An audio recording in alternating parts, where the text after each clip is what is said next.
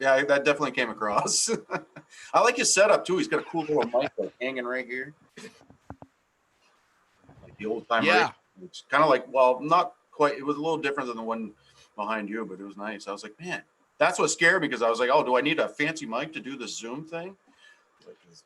No, not at all. Tim Brick, good morning, buddy. We're live on YouTube right now. How are you? Oh, I'm doing good. Doing good. How about you?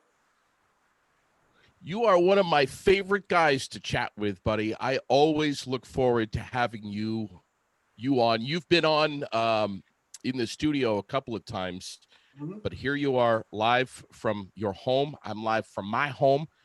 Please don't cough on me, bro. Yeah. Okay?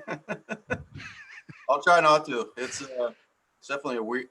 It's cool in one sense because I've never done. This is kind of my first time doing the video conferencing thing, and but in another way, it's sad that we're forced to communicate this way these days. So, but thank God thank God for technology. Yeah. Yeah, for us to be able to connect like this, and connecting is so important right now. Everybody is so disconnected. So to be able to have a way where we can have a conversation face to face, even though it's virtual, and tie other people into it to be able to see us and hear us and just hang out and chat a little bit. I'm having my my morning coffee with Tim Brick this morning on a Saturday. Or in my case, morning tea. I used to love coffee. But... Oh, that's right. That's right. You used to be you were a coffee freak for a long time. 6-7 cups of black coffee a day. I'm pretty much sure I burned a hole in my stomach. But I remember when you used to I remember when you used to come into the Froggy studio and you'd have like this gallon-sized mug of coffee. Yeah, that would get me to like 9 o'clock, 10. And then, yeah, it was bad. I definitely had a caffeine addiction. So drink a whole cup of that and just sleep for the rest of the night. I wouldn't have a problem. Oh my God. They say that you can, oh my God. people that can do that think they don't have a problem, but inside their body is actually not doing good. So I treats me much better. Maybe that's what's going on with me. I don't know. But what happened? Was there a switch in your brain? Was there a couple of neurons that crossed wires that you woke up one morning and said, I just don't like coffee anymore? Yeah, I think so. Actually, I ended up in a health scare where I was in the ICU for a little bit. And when I came out, I went like I normally do. I started my old habits and I went and got myself a big black cup of coffee and I took a sip of it and it was horrible. I literally one sip and I threw it out. And so that's when I started drinking tea. It's better on the voice too, I think. And yeah, I mean, the only drawback is that I take a little bit of sweetener with my tea now. Whereas when I used to drink coffee, I would just drink it black. And you got to watch how much you take. Yeah. Because anything, sugar or sweetener, it's not good. Anything of, too much of anything. Yeah. So. Especially when you're type 2, which I think is what you are, right? I'm type 1, baby. Type 1. I use my straight finger. That's right. Yeah. I always used to say when I was a kid, I was like, I could never be a junkie because, needles and everything, And of course now I'm quite used to that. So. Yeah. Yeah. I would have to be, God, I would have to be half comatose to be able to stick myself with a needle. But, well, what happened? You basically, you will be in a coma. Yeah, well, that's true. That's true. What happened? You basically, was it, you ended up in the hospital, but was it something that was self-inflicted, that you forgot to eat or something that put you in the hospital for that long? Partially self-inflicted, I think. I got the flu, or maybe like a 24-hour. Yeah. And so I went right down. But the problem was I stopped doing my routines of medication, like 24-hour insulin. And because I had it in my brain, well, as long as I'm not eating and taking in carbs or anything, my sugar isn't going to go up. Well, that's not true. And Sure. it just got worse. I think it was about the third day, and it was really, really bad. And Holly was trying to convince me to go to the hospital. I kept, no, no, no, I don't want to pay the bill. We all know Tim Brick loves hospitals. Oh yeah. So she finally convinced me to go up, and luckily she did, because they said if I would have stayed home one more night, I probably would have died. My sugar was 1200 when I went into the hospital, and that's the last thing I remember. I was walking in and sitting down and kind of giving them some information, and that's when I think I woke up like maybe a day later in the ICU. So I was lucky, very lucky. Now, you and Holly don't have any kids together, but Nope. you certainly don't have any lack of excitement over there at the Tim Brick compound, because both of you have, it might even be fair to say, have saved each other's lives a few times, because you just had her up convinced that she needed to go to the hospital too. I mean, the two of you, my God. Well, I think the Holly's last stint was it wasn't so much me. I think she she's a smart cookie when it comes to that stuff and warning signs. Yes, she is. So yeah. She happened to be reading I think it was an article or something, and also her mother too was mentioning about the issue that it might be, and so yeah, she got lucky. That was right before it was right on the cusp of everything kind of shutting down, and she had to go into the hospital, emergency surgery a couple weeks ago. Yeah, and well, it went good, but you could kind of get the sense at that time that the hospitals were trying to keep as much room free as possible for what was coming. Yeah.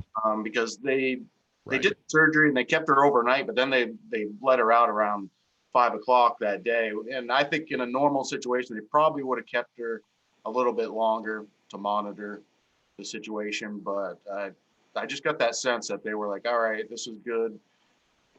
Get out, let's free the room, because what's coming is probably not going to be very good. But luckily, it seems like Vermont's done real good as far as following the self-isolation and distancing and stuff, and which doesn't surprise me. Vermonters. Well, that's what they've been. The thing that's scary. What's that? That's right. The thing that's scary is that the numbers are they're big, even in a small state, but they're also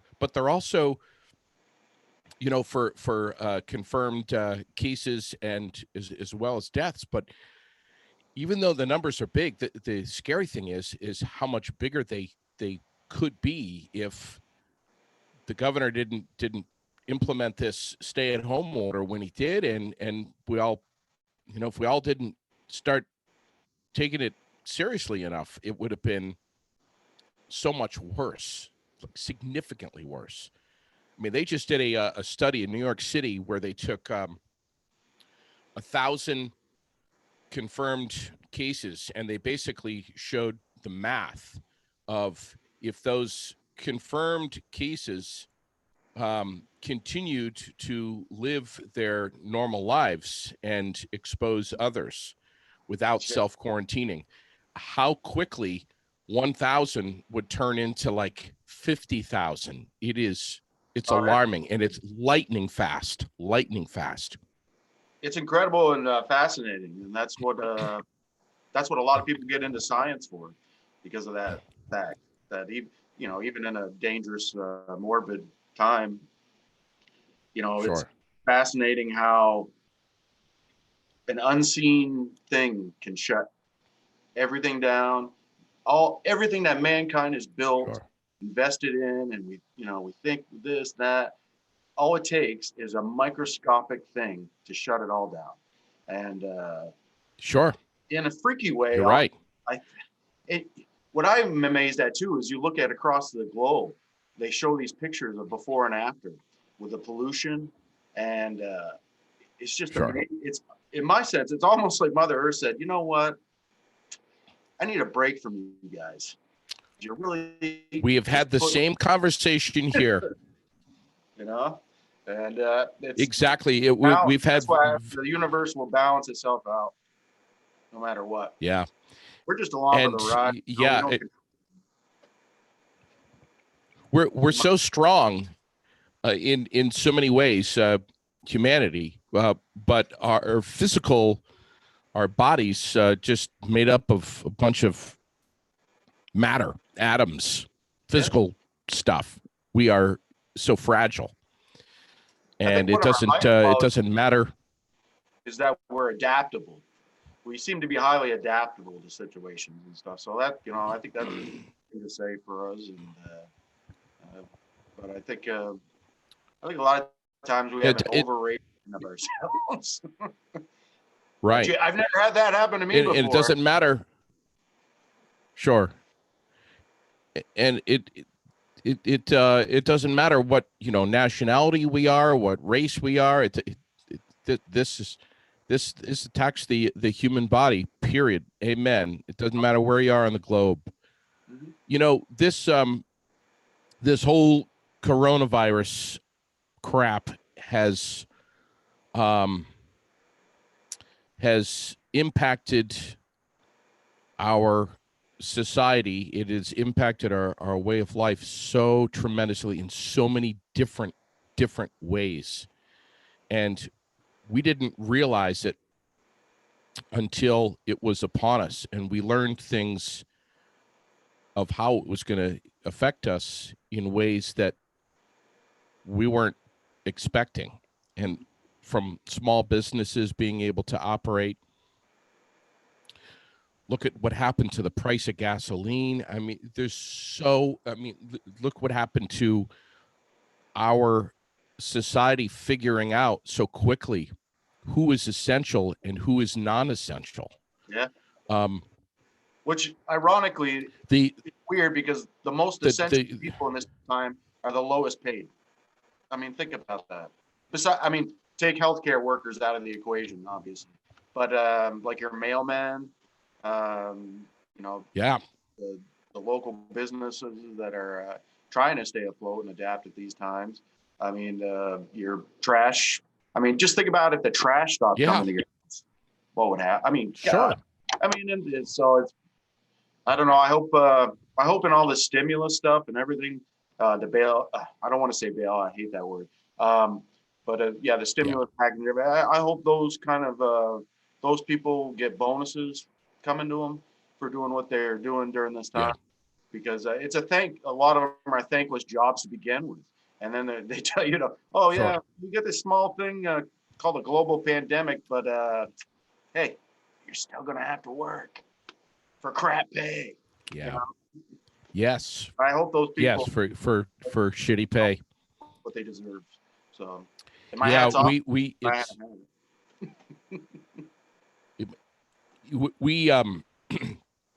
take so much for granted, Tim. We take so much for granted. I do too. I have to remind myself. There's a lot of things. One of the and social media has helped us in many ways stay in touch with each other. Thank God.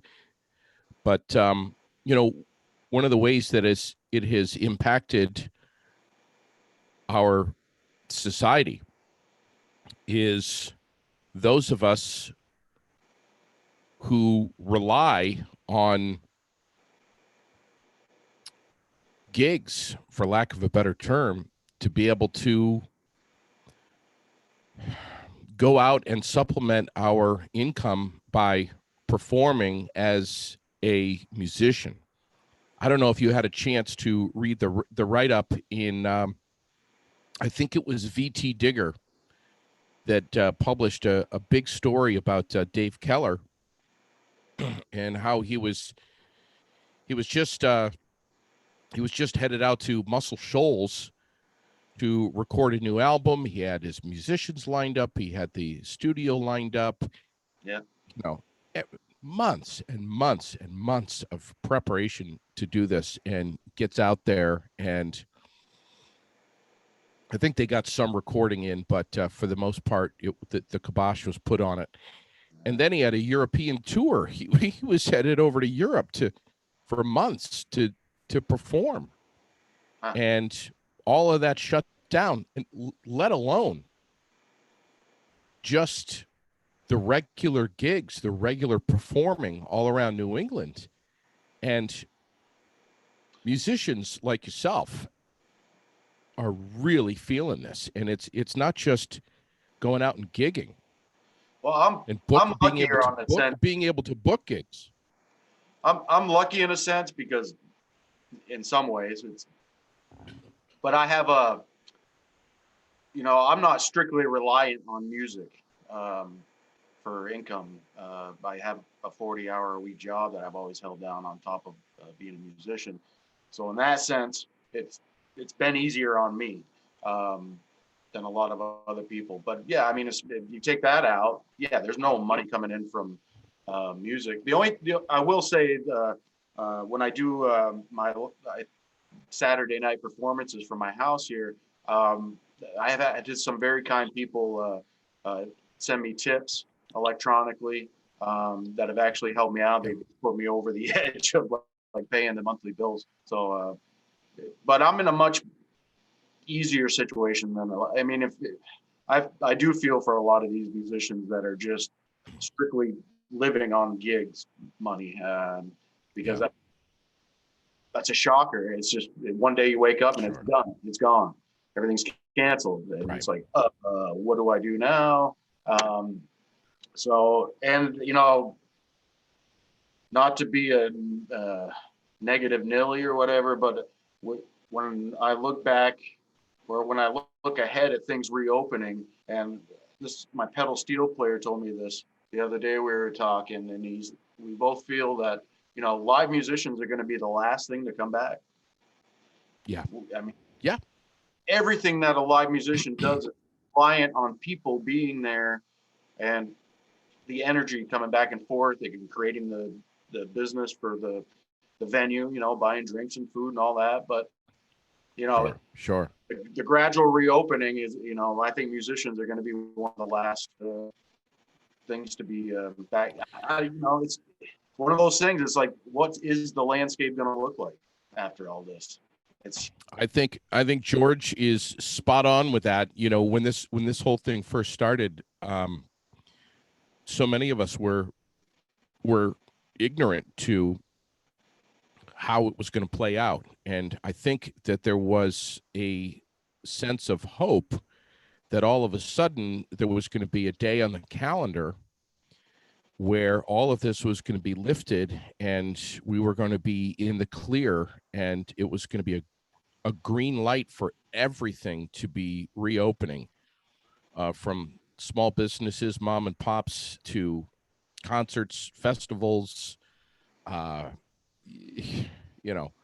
sporting events, what have you. And when we realized and we learned, I mean, this Dr. Mark Levine the health commissioner, has taught us so much, but when we learned that that is not going to be the case anywhere in the country, in the world, I think that was kind of discouraging for many of us. There's so many question marks.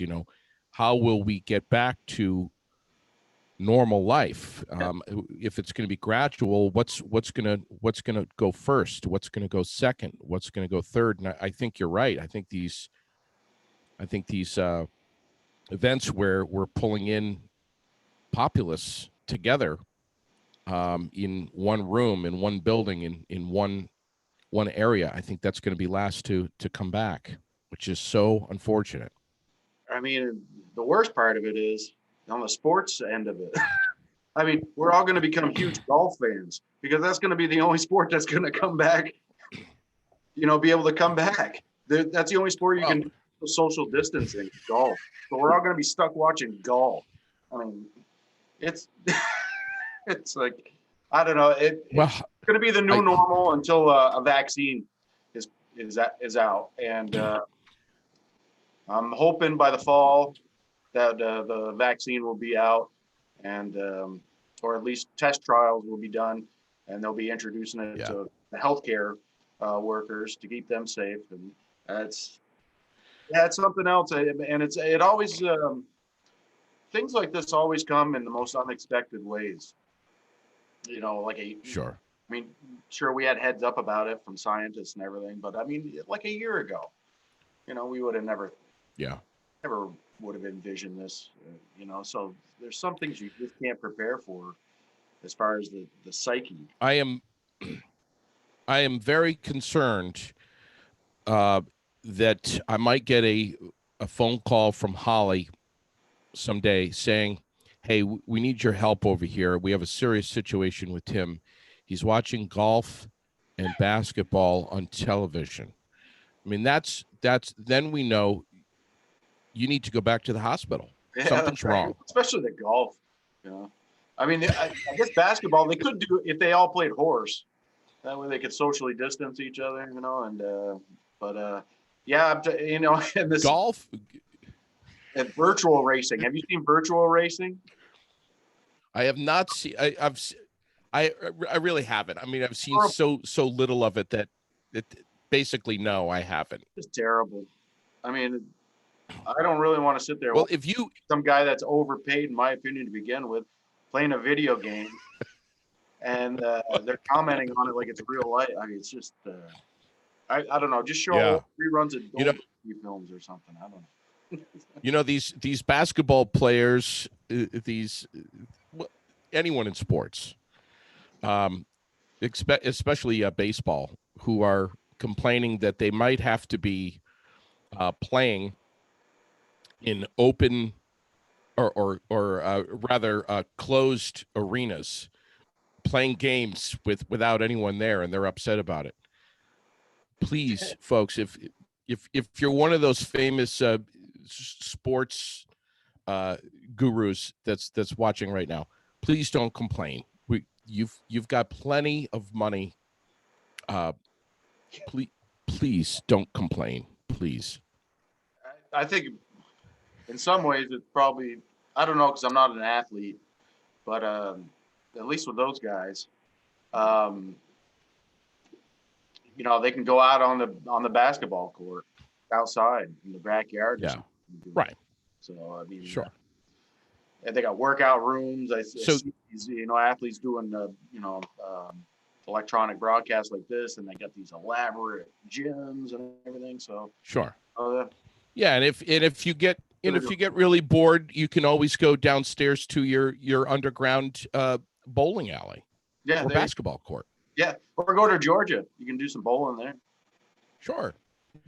Tim, every Saturday night, tonight included, you're live from the man cave there at the Tim Brick compound. How many Saturday nights have you been at it? And I see the hashtag behind you when you're performing. Tell me about that hashtag and how people can behind me set it. When you're in your man cave, tell us how people can support you and set a reminder for 8:00 Saturday nights.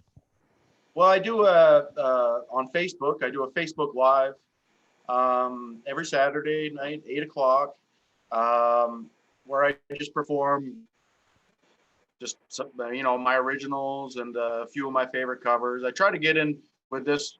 I try to go a little deeper with some of the covers I might do. Like last week, I pulled out a really old Willie Nelson song called Hands on the Wheel. And it's stuff that I normally wouldn't do, but because of this, it gives me the opportunity. And it's a way just to connect. And I guess the hashtag you're speaking of is a tip system. If people are enjoying it and want to throw me $1 or something, there's a hashtag, and I believe it's paypal.me/tbrick2112. Because I'm a big Rush fan, so I had to put the 2112 in there. So if they want to throw me a dollar or two, that's cool. I know I'm not out there panhandling for it. Believe me, I understand people are hurting. So it's just an option if they want. And I can't see the way I got it set up. I can't see the request coming in live. But after I get done, I always go through and review it. And anybody that makes some requests, I try to put it in the next week's show. That gives me a little time to practice it. It comes out good for them. So how long do you? Yeah, that's true. That's a good point. How long do you perform for every Saturday night, starting at 8? I go about an hour. I started just doing a half an hour, where I tried to just strictly keep it to my original music. But I found that was kind of limiting, so I just decided to do a full hour instead, and that way I could mix in, both originals and covers. So. What kind of gigs did you lose that you're pretty bummed out about? Well, all of them really. I love playing, and but we were supposed to make our debut down in Sunapee, New Hampshire. I think back in March, at a place called the Anchorage. So that was kind of disappointing because they booked us for 3 gigs there this year, and then I had to cancel. We had to cancel 2 of them so far. I'm currently scheduled there for July. Whether that's going to happen, I don't know. It's kind of a month-to-month thing. But mainly a lot of acoustic gigs. Stone Corral in Richmond, I had to cancel that one. The Big J Tavern up Montgomery. Of course, the Anchorage. I had to cancel one at the Old Post in South Burlington, which I didn't really like to do. It's a good venue. I like to play up there, and a great owner that really believes in me and supports me, my music. So that was kind of disappointing. But a lot of the bigger stuff on the calendar currently is still there for the summer. We got the Barrie Heritage Festival, doing I think a summertime concert series up on Church Street this year in August. Wow.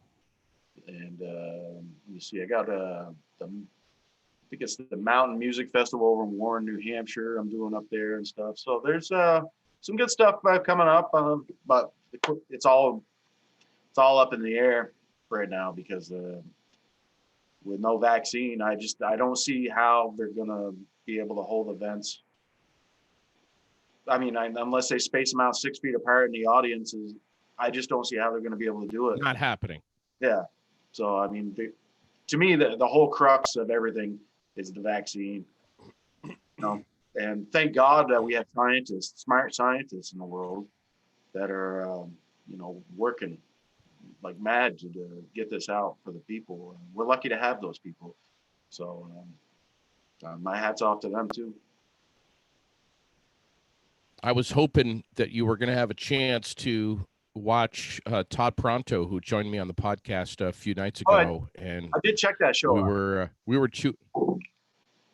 talking about you, and I'll tell you what, man, I'd love to see either Toddy run down here to Central Vermont, or for you to run up to the Northeast Kingdom and have you guys plug in and share a stage together. Because I would love it. I haven't been up in the Northeast Kingdom since last year when we played up in Island Pond. But I always love the Northeast Kingdom because it seems like the people, the ones that like you and support you, always come out to support you. Yeah. And well, so, yeah. I also had down here. Love it. Yeah. Also had Wayne Warner on the other night. Did you get a chance to watch any of that? Oh, yeah, I watched some of that too. God, I haven't seen Wayne in, probably a couple of years now. I think speaking of Todd and Wayne, that was the last week because you mentioned to him on the show with him how we did a gig up in God, I forgot. I think it was Newport where we did the gig. It was like It was Newport. I want to say it was a school or something. It was. Yes. Yeah, I think it was, and so we were all on the bill up there, and that was cool. Actually, I think that's where I met one of the famous Cuomos, Don Cuomo. I want to say was up there. He was Don Como and I fiddle. think he was playing fiddle with him or something. He was doing something. Yeah. Yeah, it was my first chance of meeting him, and yeah, extremely talented guy, for sure. I mean, I picked that Yeah. up with Yeah. him. So, but yeah, it was cool. I know. I like both those guys, and we gotta just that's one thing I find difficult. I lose connection with people a lot of times because, especially back when you're gigging, you're Well, that's you're out somewhere, So it's hard to get together with people. sure. Well, that's part of the reason why we're doing daily podcasts here, to try to link us all together and say hello to one another and check in and see how we're all doing. But yeah, that was one hell of a night there in the bottom of Mem from Magog. And I would love to see at some point here, God only knows when it'll be, but if we could, Wayne can make things happen very quick. Actually, Todd can too up there. But if we could maybe work something together and get the three of you on a stage up there, man, that would be so much fun. Oh, I love it. Yeah, it'd be great. Maybe this summer or this fall. Talking here, maybe we can get something going. I mean, a lot of musicians, I'm sure, are thinking about that. It's been in the back of my mind. It's like, well, when this thing clears up, I'd love to do this type of show, and then I started thinking, well, what do you do when you call these places to rent the hall or something, or to put on the show? And it's kind of like there's no concrete finish line right now, and it's making everything. Hey, speaking of Wayne, and I know he's watching right now because he said he was going to. Did you hear about how some asshole stole his Gibson guitar? Oh yeah. I was yeah. It kind of enrages me right now. It's kind of hard for me because I played that guitar. And I know you played that guitar. I was there. That was when we all I mean, say it again. That guitar sang like a bird. I mean, it was a Gibson. I don't know. I don't know if it was a Mockingbird or it was a Gibson, and one of my favorite acoustic guitars to play are Gibsons. Beautiful, beautiful guitar. Yeah. I think I played in color on that one and a couple of my own when we were hanging out and kind of passing the guitar back and forth. But yeah, when I heard that, I was sad and disappointed. I was hoping that it would be found quick. But yeah, it's I mean, I don't know if Wayne's like me with guitars, but I mean, I name all my guitars. I'm so. Oh yeah. I name them. I got a. Well, my. I can't remember the name of. And then I got Samson's my Gibson Les Paul, and then Delilah is my main rig, electric rig with the Telecaster. So I mean, I'm kind of demented about my guitars. So I mean, I don't know, I'm the type of person that if I caught anyone attempting to steal one of my guitars, I'd be in prison because they would not make it out. Well, yeah, and I think that was a.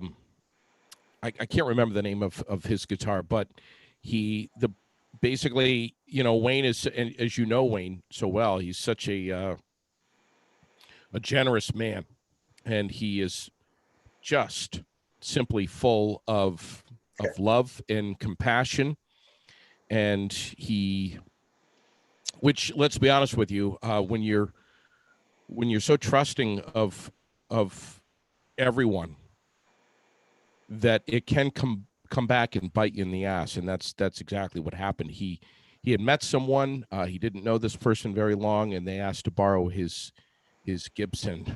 That's right.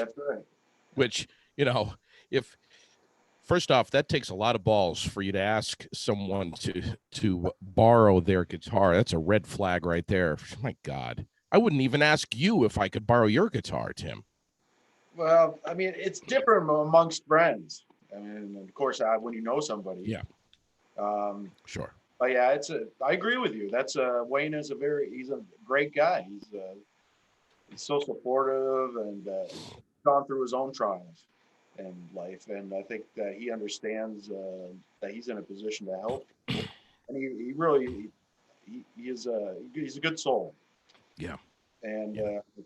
and that's another enraging part of it, is to see that happen to a person or any person. That's Sure. nice. I mean, it makes you angry even more because it's obvious that person is taking advantage of that person because of, partially because of that fact. And it's just, I don't know, enraging, I guess, is the word of the day for me this morning. It's like Todd Todd Pronto and Wayne Warner and I shared a whole bunch of laughs here over the last few days about what it's like to experience an afternoon or a good 6, 7, 8 hours up at Wayne Warner's house, which you and I, by the way, are like just years, it seems, overdue to get back up there. And I think it should be me and you and Todd and Wayne. Oh, that'd be perfect. How would you describe to the folks watching right now what it's like, what the experience is like spending an afternoon up at Wayne Warner's house? Well, it's nice. I enjoy it. It's I like it because Different, and so it's somebody to bounce my songs off of, and and vice versa. He'll he'll just either play us some of his new music or take us into his home studio and play it and ask our honest opinion of it. And I don't know. I treasure that. That's kind of I look at that. I'm like, well, why do you want my opinion on who the hell am I? And so when the first time he ever did that, I was kind of shocked and taken aback, but it was just another thing of how he is. By him doing that to me, it's a positive kind of reinforcement validation thing where he's saying, well, your songs are good too. And so what do you think about my songs? And that was, it was very cool. And of course, then the joking around, the camaraderie between us all is always fun stories that we tell. There's always some good stories. And of course, the Tony's Pizza is kind of the anchor of all the stories of Tony's Pizza. And the cool, the funny anecdote he always tells about him trying to cook a turkey or the full chicken or something. You remember that? I think it was a full chicken. Yeah. Yeah. Yeah. I was like, well, if anything, Wayne, if your music career doesn't work, you could probably be a center on an offensive line. There you go. That's a great idea. The next time he comes on, he's going to tell the roast chicken story. Maybe it'll be live on Facebook up from his house. I don't know, but the guy is hysterical. Few people make me laugh harder than Wayne Warner. I can't wait to get back up there. You walk into that house and the smell of Tony's Pizza mixed in with cigarettes and shitty coffee and I'll have to bring some tea with me when we go up. Yeah, bring some tea, because you ain't gonna find tea in that house. I'll tell you right now. But he's such a great guy, and I have been wanting to get Chad Hollister up there for an afternoon so badly. There's another guy. You talk about outstanding musicians that this state has produced. There's another one, and Chad is well-traveled guy too. Played with a lot of people, and he's toured a lot. And kind of like when you were mentioning Dave Keller there, coming down to Alabama and the European tour. That's I must confess, that's one thing I'm jealous about with these guys, how they can travel and do the gigs and everything. And I just I don't know, I haven't found that path yet, it seems like, but I applaud them for doing that, because can I swear on here? Of course you can. Oh, okay. Because I think that's fucking cool, Of course. I just fucking cool. So kudos to them guys. That's for sure. I would Yeah. love the chance, if I mean, to be at Muscle Shoals, Alabama, recording. Are you friggin' kidding me? Where the Stones record, I think that's where they recorded Brown Sugar. You know, Yeah. Skinner recorded Freebird there. I mean, come Skinnerd. on. Yes. Allman Brothers, that place. I mean, granted, it's not like, it's not like you these places are legendary, but it's not like you're going to go down there and the swampers are going to be backing you up anymore, like they, when back in the classic. Right. And it's kind of like I relate it to when I first went to Nashville, and everything you see on Nashville and TV and throughout the years and stuff, and but when you get there, it's different. There's things that are, when you go into a Nashville club on Broadway and they're playing "Let's Talk About Sex" from Salt. Yeah. And you just get off the plane listening to Waylon Jennings. Yeah. It's like, maybe this isn't what I thought it would be. But, Right.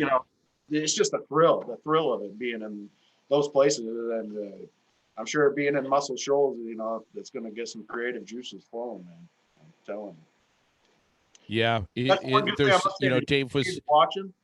At least, Dave, you got a chance. You might write a song during this time that is 10 times better than what you were going to go down there and record.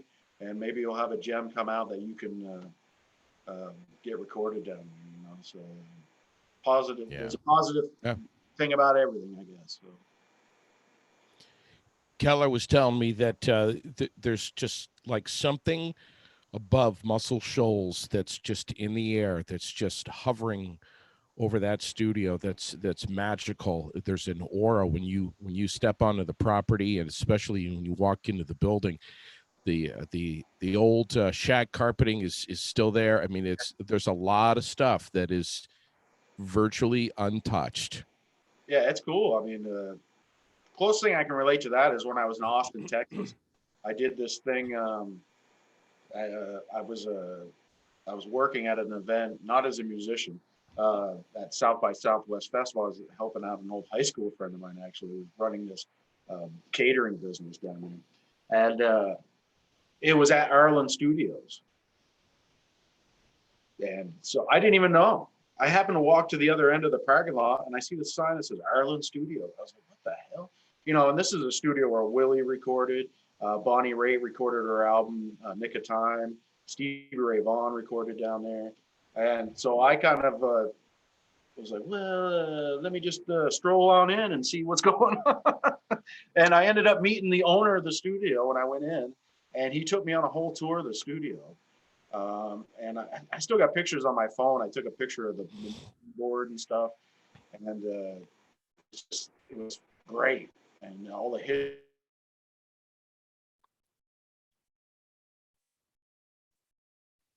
Dude, that's fantastic. Stevie Ray Vaughan is one of my all-time favorites. I mean, I just grew up listening to his music. I remember the day that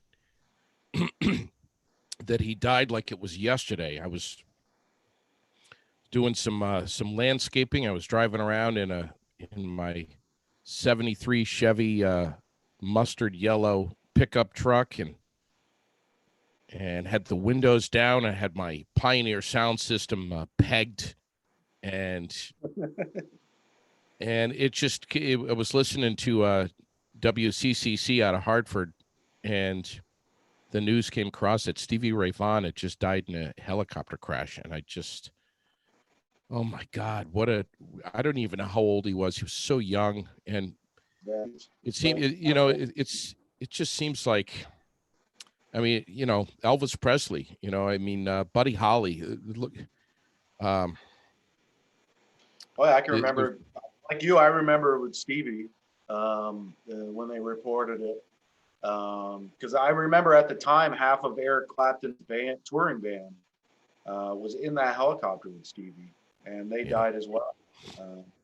Because they had just done a big blues festival in Mississippi, I think it was. Yeah. So yeah, I remember. I remember when Kurt Cobain. I remember the exact what I was doing, the exact place I was when I found out he had died. Because being in, I graduated high school in 1994, so it was prime time for Nirvana at that point when I was coming out of high school, and so it was big. I Well, look at don't remember Elvis, but everyone does that was old enough. That's sure.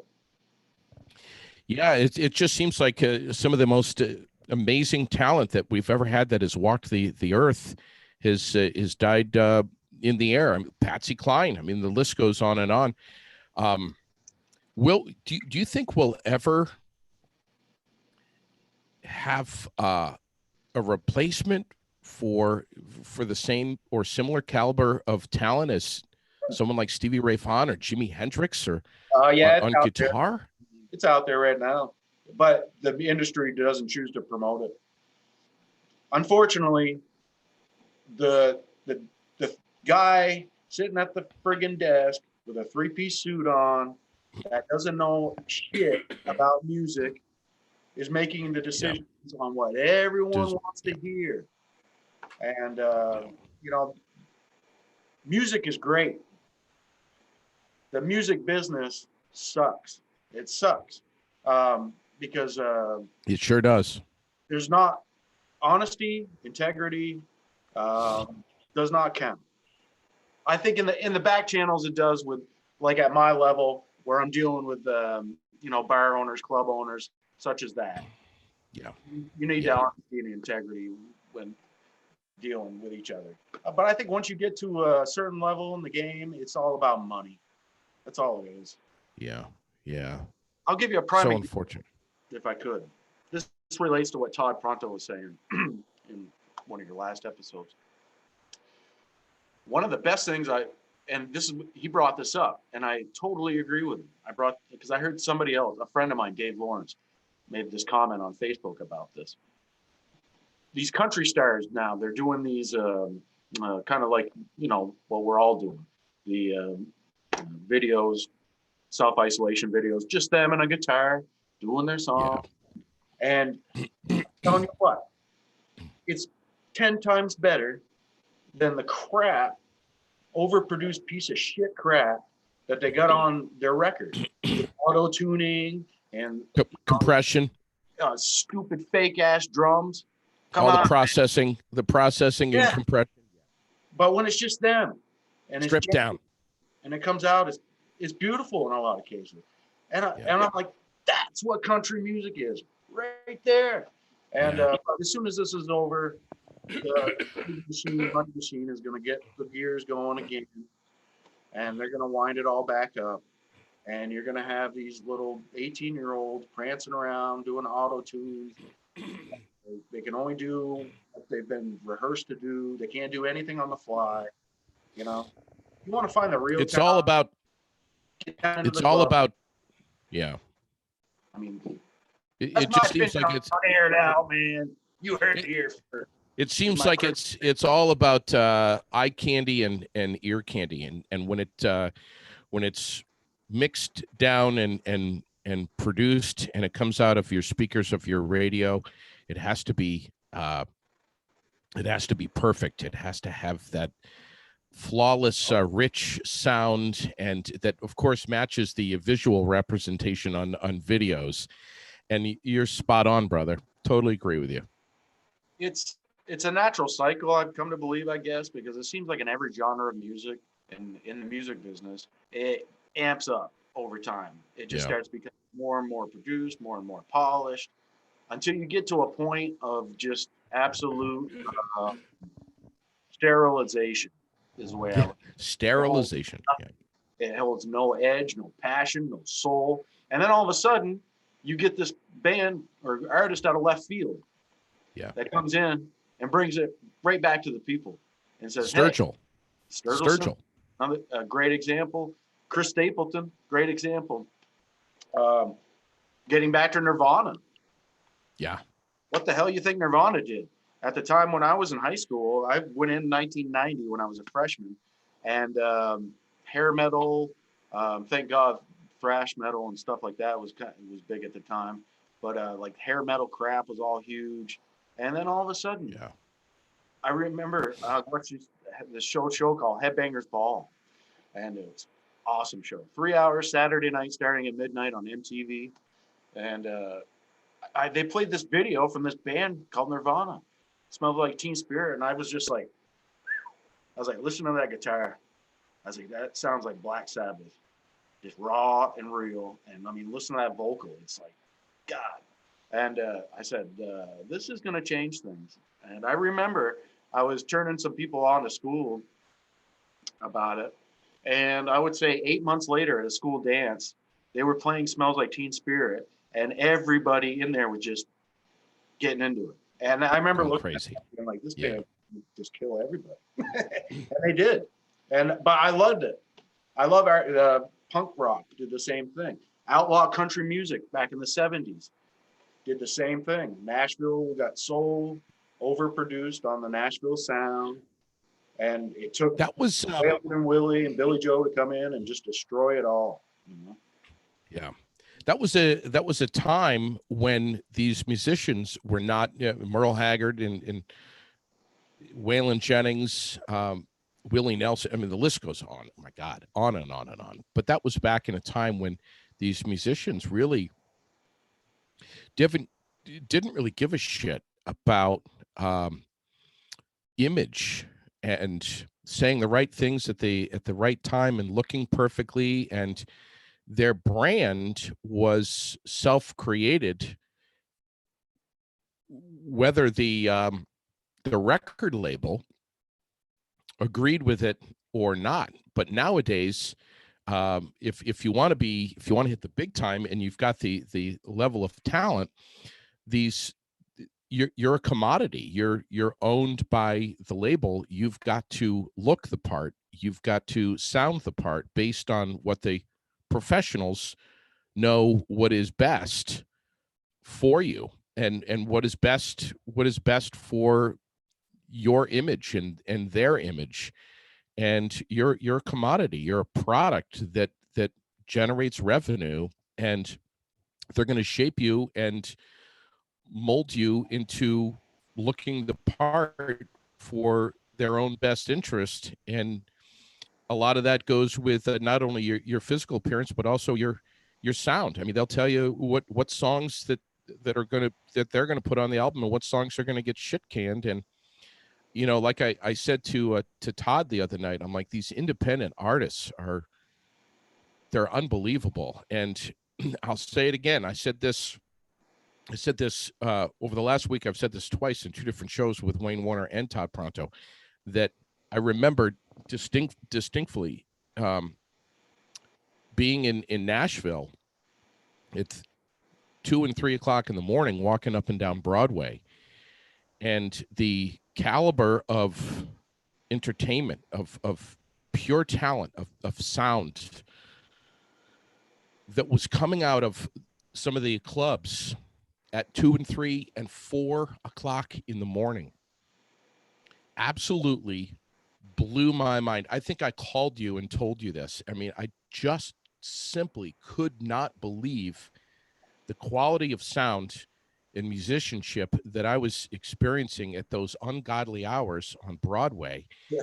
And to think that these guys, these bands are independent artists who haven't even penetrated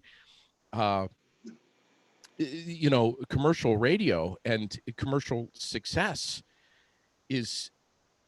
I was discouraged. I was discouraged. I was angry. I was frustrated. And I think I even called you at like midnight one night. I'm like, Tim, this is the talent is so amazing, but it is absolutely disgusting. And that's the word I use, that these guys, for whatever reason, haven't been discovered. I mean, we were talking about Eric Church and how his I think his father had not only a lot of money but a lot of pull, and had major connections with some of the big dogs in Nashville, and that may have helped pave his road to commercial success. But it's disgusting, Tim. These musicians are, I mean, I can't even find the words. If you've never been to Nashville and walked Broadway at those stupid hours in the middle of the night, you probably don't know what I'm talking about. And the fact that they are paying the clubs to perform instead of the clubs paying them. It's atrocious. Oh my God. Yeah. That started in friggin' Los Angeles years ago. You know, they started making, it was just ticket scheme, you know, the bands would, you buy a bunch of tickets from a club. They give you the tickets for like $1,200 and you got to sell all those tickets. And, it's just ridiculous because there's this popular meme going around on Facebook that I really like. It says, like, the club owner's looking to hire a band. And he goes, well, can your band draw people? And the musician like looks back at the club. He's like, I don't know. Does your club draw people? I mean, it's a symbiotic relationship that a lot of people don't understand. It's not up to the artist to promote everything. And it's not up to the venue to promote everything. It's up to them to work together to bring people in. And, I agree with you. There's so much talent out there. When I went to Nashville, I was just floored at some of the musicians. I mean, one example I always say is I walked into Robert's Western World and to check out the Don Kelly band. And he had this hot shot guitar player called J.D. Simo. And he played chicken picking licks on a Telecaster and then take a Les Paul off the wall and do like Duane Allman slide licks. Yeah. Great. After he got off, he walking around with a tip jar, collecting tips. I think they got like $40. Yeah. When they got tips. Wow. And I come home and I'm I'm flipping through a guitar magazine and there's JD Simo, full page spread, sponsored by so-and-so guitars. And I'm like, yeah, this is the guy that was just down there walking around with a tin can collecting $40. Have you ever had a chance, Tim, to check out on YouTube? I think it's called Norm's Classic Guitars. It's a guitar shop. I'm embarrassed. I don't even know where it is. It could be in Nashville. I'm not sure, but it's this YouTube channel of this world famous guitar shop called Norm's, and these people walk in off the street and pull guitars off the wall and play them and like I just asked you earlier, will there ever be a replacement for someone like Stevie Ray Vaughan? And you said absolutely, it's out there. I mean, you see some of these kids that are 10, 15 years old who are picking away at guitars and singing. It is unreal. You've got to promise me you're going to check out Norm's Classic Guitars, son. Yep, definitely. And when I get off the show. What's the name of the what's the name of that club on Broadway in Nashville that's right on the corner there with the giant guitar out front? Oh, that's not Tootsie's, is it? No, not Tootsie's. That might be Robert's Western World. I'm not sure. No, it's a club right on the corner, and I'm drawing a blank here. I haven't had enough coffee. Second Fiddle. No, not Second Fiddle. It's right on the corner when you start on Broadway. Ah, damn. I don't know why that's drawn a blank here, but I know you'll think of it. Yeah, I was thinking big wagon wheel one too. There's big wagon wheel out there.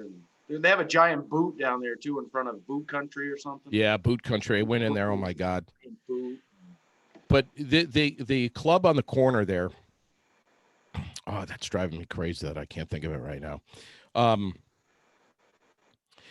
It was I think it was was it a Sunday or was it like a Thursday afternoon? It might have been a weekday afternoon. It was like 2 or 3 o'clock in the afternoon. Nice sunny day. And I stopped into that club and there was this young girl with her band. And her name was Haley Hicks. And I shot some video on my cell phone and I'm going to try to put it on.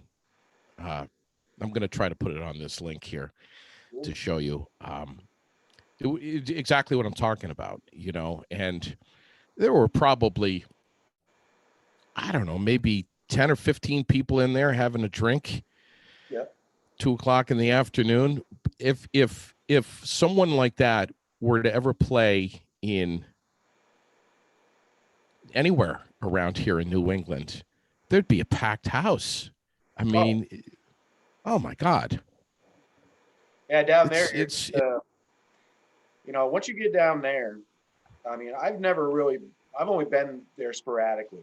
First time I went was Yeah. for 2 weeks, and then the next time I went was for like a couple nights on the way down to Austin. And but from what talking with people and stuff, with you and past experience with different artists that we know, um, it just it seems like you go down there and it's not necessarily about the talent. It's about your Right. look, it's about your age, it's about your demographic. And, age. it's like on a fucking Definitely. spreadsheet what your career's Yeah. going to be. So a lot Sure. of people ask me like, well, how come you don't go to Nashville and stuff? And I wouldn't mind going. I wouldn't move directly to Nashville. I wouldn't mind kind of maybe outside of Nashville because I think Tennessee is a big state. But if Nashville sat down in front of a CEO, you know what the first thing he'd say to me is, "How old are you?" Yeah. 43. They don't want a 43-year-old artist down there. They aren't going to push that. Sure. That ain't what Sure. country music charts are pushing right now, and which is okay. I accept that. I know the landscape, so to say, and but is connecting with the people, writing good songs, connecting with the people, and just doing good things, and the rest will take care of itself. I look at the music business as one of those things. You chase it, and sometimes the harder you chase it, the farther it gets away from you. Yeah. So, just let it ride and see what happens. You and Todd are so similar in the sense where each of you went to Nashville and you played and you performed and you saw what it was like and you got a taste of that, and you were so happy to come home and play where it's a favorite place for you to play, right here in your Green Mountain State. And as a matter of fact, you've written a song about that. But this is home. This is home for musicians like you and Todd and Dave Keller and Chad Hollister, Yeah, Wayne Warner. To be included with those people. To be frank with you, I don't really look at myself on the same level as those guys. I always look at those people on. I don't know. I just. But you all have a commonality that you prefer to be right here where you were born and raised and performing at home in front of a crowd who them, they know you. Oh, It's just a favorite place to play, and no doubt about it. You had some amazing experiences in Austin, Texas, performing, and you met some incredible people, relationships that you still have going today, and of course you could turn around and go back to Austin tomorrow, and you'd be welcome up on a couple of different stages. But playing Austin, woo. Yep, yeah, but playing in Vermont in front of your hometown crowd, there's nothing like it, man. Yeah, and I've always felt that the not only people of Vermont but people everywhere. I've always felt like I've never been able to give them everything I could potentially give. As far as show, I love when a couple times when I put on independent shows at, like, say, the Barry Elks Lodge or something. Yeah. I always envision putting on these. I always envision putting on great shows for people, and I think visually, it's hard.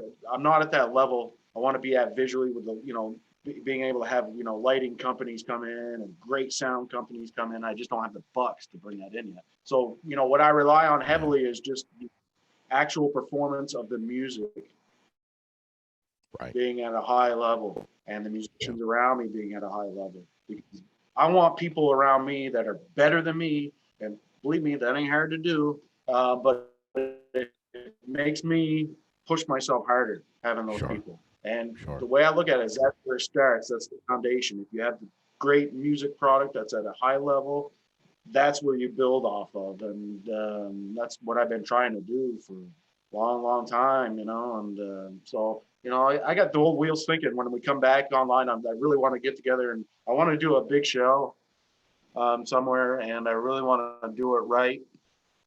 And I want to show the people of the state, you know, the level that I want to be on to deliver for them each and every time.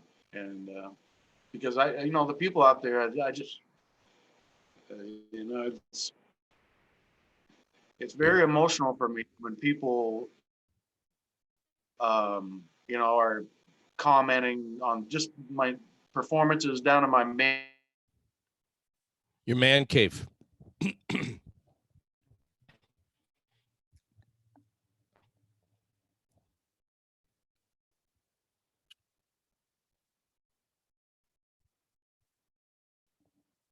Yeah, I think our connection is starting to break up here, Tim, a little bit. I may have lost you, but I want to just reiterate here that it's too bad I may have lost Tim here, but I just want to reiterate that tonight at 8:00, Tim is going to be live on his Facebook channel. All you got to do is go to Tim Brick on Facebook, and you'll find him right there. Tonight, 8:00, performing live from the Man Cave. And if you can, you'll see behind him, you'll see a way to throw him a tip. If you can do that, it would be much, much appreciated. Thanks to everybody for watching on this Saturday morning. Thank you so much to Jason Gauthier of Gauthier's Quality Grounds and Maintenance, right here in Orange, serving many counties of central Vermont, landscaping, lawn mowing, the guy weed whacking. He does my property, and he does such an incredible job. It's we're getting close to mowing season, but he's got incredible equipment, and he just, whatever he touches, it looks like $1 million when he's done. Jason Gauthier, Gauthier's Quality Grounds and Maintenance. You can find him right on Facebook, and get in touch with him. And get an estimate not only for some landscape work, but also Trash King trash removal, which is part of Jason Gauthier's Quality Grounds and Maintenance. Yeah, trash removal. Yeah, and he's basically a whole heck of a lot cheaper than the big guys. And he'll come as often as you need, get your trash removed out of your off of your property, and take care of getting it to the dump for you. Trash King trash removal, the new part of Gauthier's Quality Grounds and Maintenance. Love the guy. Can't wait to sit and have a beer with him. Jason Gauthier. Aeromed Essentials. What do I say about him? CBD and essential oils for the complete spectrum of health. Everything you need is right there. Yesterday, I was pulling up cedar fence posts and doing some work around the yard, and by the end of the day, I was sore. I was really sore, and got on the couch last night. My knees were aching, my ankles were aching, my wrist that I just had surgery on not too long ago was aching. And I did as I always do. It's a nightly routine. I've got the relief lotion from Aeromed Essentials. I put that, massage that into the wrist. It got the CBD under the tongue. It's actually right here. I keep it close by, right here. Aeromed Essentials. This is the turmeric and ginger. A couple of drops under the tongue, and it fights inflammation better than anything that I've ever used. I love it. I love it. That's the 500 milligram bottle from Aeromed Essentials. They've got all kinds of different flavors. I'm going to try the peppermint next. But Lauren Andrews over there on State Street in Montpelier, and of course in the Berlin Mall, their store is closed right now. But if you get on aeromedessentials.com, you can kind of do your shopping right there and then give her a call and she'll have it shipped right to your house. Yes. Thank you, Aeromed Essentials, for being a presenting sponsor, along with Wright Electric, Chris Wright, master electrician and overall super good dude and honest, good, talented, yes, but honest. And he just does a great job. I need to get him over here to put some more lights in my barn. Wright Electric out of Barrie, serving all of central Vermont and still working.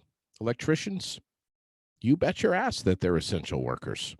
We appreciate them so much, all of the essential workers. And one more tip of the cap to everyone in healthcare working, no matter what it is that you do at a healthcare facility, from the cooks to the cleaners, housekeeping, maintenance, LNAs, GAs, nurses, administration, whatever it may be. If you're working in a healthcare facility, a hospital, a nursing home, an assisted living facility, no matter what it is, thank you so much for doing what you do every single day, all hours of the day, 7 days a week. And to our truckers too, moving supplies around, critical supplies, stuff that we rely on and need. Again, essential workers working all hours of the day tirelessly, our truckers. We appreciate you. Giving you a little toot there. We'll catch you tonight. Again, Tim Brick, 8 o'clock. Live from the Man Cave. Get over to his Facebook channel and check him out tonight at 8 o'clock. Chad Hollister every Saturday night at 7 o'clock. As a matter of fact, he's going to be joining up with me sometime around 5, maybe 5:30 tonight. Chad Hollister right here on Aired Out. God bless you all. Have a great rest of your Saturday. Going to get out and do some work in the yard and play with Lily. But be well. Be well. And again, take care of one another.